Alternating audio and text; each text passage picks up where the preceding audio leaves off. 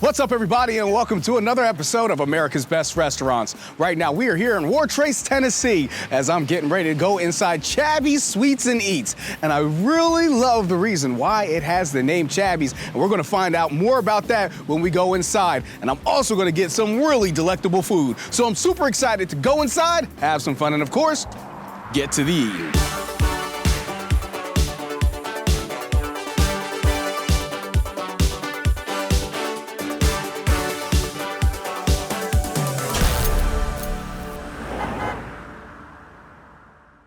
Robbie, I am really happy to meet you, my friend. Glad to have you. And I already seen what you're about to make for me come out the kitchen. My fat boy senses are percolating. I'm ready to try it. What you got for me? Well, today we have our catfish. We're gonna be pairing with our coleslaw and white beans and some hush puppies. I'm ready to get started whenever you are, my guy. All right, well, we have our U.S. raised catfish. We get it straight from Mississippi. My mom could probably give you all the details on that one. Love it, love it. But we get it in-house, we cut it down, we do about 4.5 to 5 ounce fillets. Mm-hmm. All right. Put that delicious fried catfish in there. Well, it's not fried yet, but it's about to be.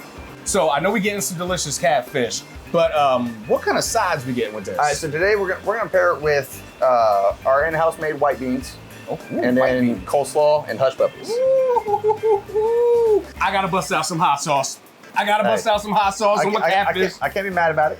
I mean, I can't have catfish without hot sauce. It seems unnatural to me, you know what I'm saying? Yeah. And of course it's Louisiana. Shout outs to Gary. Of course it's Louisiana hot sauce they got here. Oh man, that catfish is fire. Thank you, that's how we do it here. Every day. First off, I love the crispiness. Perfect crispiness. Thank you. The seasoning though, OMG. The seasoning on this is absolutely delightful, man. Thank you. I mean, I'm getting like all the flavor notes of Cajun, but at the same time, just absolute tastiness right there, man. It is an absolute home run, my guy.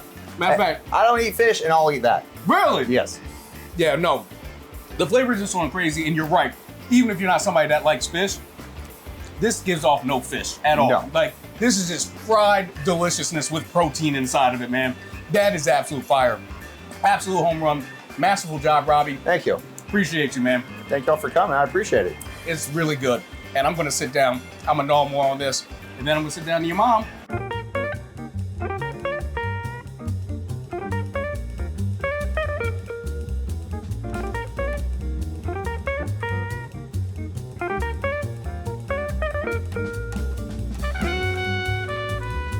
Becky, I just wanted to talk to you first about this restaurant. The first thing that comes to my mind is where did the name Chabbi's come from? I don't think I can find that in Webster's dictionary. Lots of stuttering when you're learning to speak to grandchildren. Chabbi's is named after our two granddaughters, Charlie and Abby, and they were with us from the time they were born. Abby was with us from the time she was born until she turned 12 or 13, and then Charlie was with us from the time she was born until recently at the age of 11. Oh, wow. So when you're telling the kids to quit running, you're yelling Charlie, Abby, and then you have Chabbi. Yeah. It almost kind of reminds me like when my aunt would go through every cousin in the family before she actually got to my name. Yes, I do that with the grandkids now. Oh, I love it. Some things never change, No, am I right? that's not gonna change, no. But I mean, you guys have a lovely restaurant here. Just so quaint, so home feeling. You got kind of like the marriage of two different sides here to the restaurant, where you got the restaurant side and you have the bakery side that we're in right now. Explain to me the juxtaposition between the two sides of the restaurant. It started out just the bakery. We had no idea what we were going to do with the other side. So I was thinking maybe like vintage things, or putting little vendors in there to sell their items. And people in town started saying, why don't you serve food? And so I asked my husband to join me because I was too busy with the bakery. And then the next thing I know, we're talking about serving food. Oh, wow. And being in the restaurant business his entire life, his family had a restaurant when he was little. He grew up in a restaurant on a boat.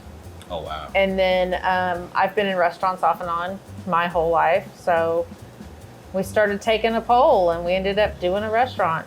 I'd love to hear that. I mean, just so many delicious things back here. I know I could put my face in, but then there's also the restaurant side of the business. Yeah. And that was Gary's forte, am I correct? Yes. Now, talk about Gary and his influence on the kitchen. Robbie had spoke to it a little earlier, but recipes and things of that nature. It's in his blood. It is definitely in his blood. He says it's not, but he always goes back to the kitchen. Yeah. He retired from the kitchen, and he's like, I'm never going back into the restaurant business. And it wasn't even 6 months, and here we are back in a restaurant. Yeah. And he was just supposed to be here for the bakery, but he loves making food, and he loves developing food, and he loves helping people learn how to love making food. But he's just, it's his heart. Yeah. It's just it. It sounds like that infectious spirit rubbed off on Robbie. Oh, for yeah. one. Gary seems like a very special guy. He is. Unfortunately, he's not able to be here with us in this moment. He's at home resting.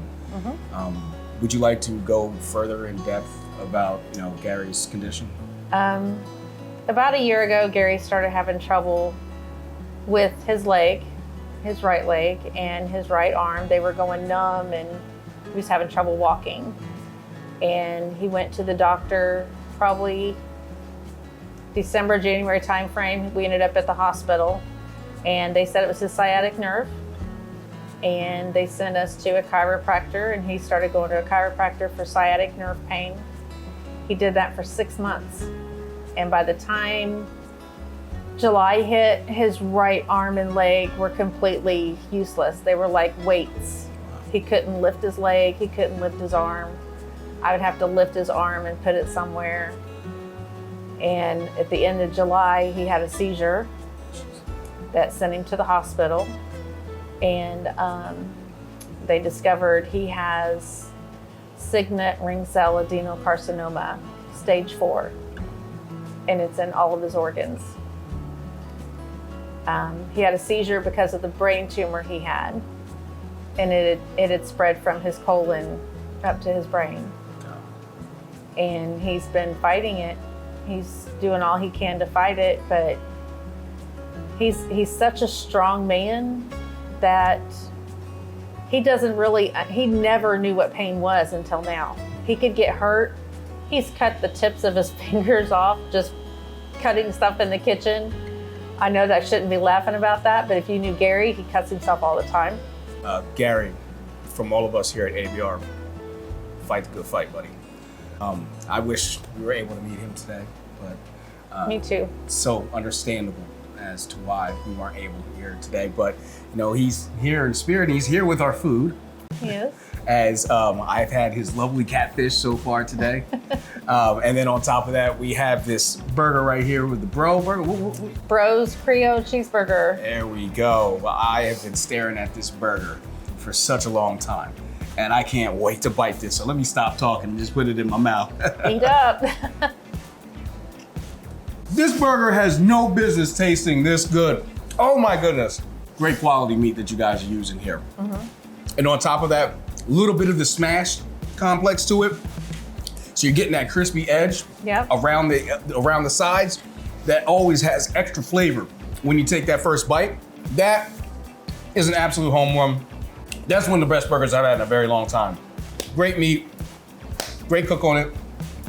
Love that sauce. If I wasn't doing my job right now, I'd just be shoving this burger in my mouth, not talking anymore. Interview over, I'm just smashing burgers now. All right, so I'm gonna put this to the side because I'm gonna keep on eating this if I don't. And then we got a scone here. Now, I remember you said we at the bob table, right? Yes. We at the bob table, so that means I'm bobbing for apple cinnamon scones right now. That's what I'm doing right now. I'm bobbing for apple cinnamon scones. Matter of fact, in the spirit of it, that is delicious. Those scones are amazing. That is delicious. I'm a big fan of cinnamon. Almost tastes like a Pop-Tart to me. And I love Pop-Tarts. Yeah. So that is phenomenal. That burger is off the hook. I love the catfish, and I love spending time with you here today. Thank you. You are an absolute sweetheart. And I'm sorry for how difficult his life has gotten for you. Yeah. But we all know the man has a plan. He does. The man has a plan. He does. And we're all sitting here and we're all rooting for Gary to come back stronger than ever. And I'm his biggest cheerleader. Absolutely. Thank you so much for allowing America's Best Restaurants to highlight you guys. Thank you for today. coming. So we really enjoyed our time here at Chabbi Sweets and Eats. I mean, first off, the food, absolutely fire. I mean, that catfish was to die for. I mean, it had the perfect crisp to it, great seasoning. The flavor was off the hook. Those hush little puppies were delicious in my mouth. Perfect crispness. I mean, I love the entire dish. On top of that, I got to go bobbing for apple cinnamon scones. But man, I gotta tell you, my favorite was that wonderful bro burger, the bro Creole burger. Oh my goodness, that thing was so delicious, especially with that special sauce made by Gary. But one of the big things about this episode was the fact that we got to learn about a family and a very special person who is going through a tough time. And this is the time that communities come together, especially around such a special person in a special place like Chabbi's. Gary, my friend, fight the good fight, and we'll see you back in this restaurant soon enough. Thank you guys for tuning into this episode of America's Best Restaurants. With that said, I'm Theo Williams for the ABR Roadshow. Hope to see you.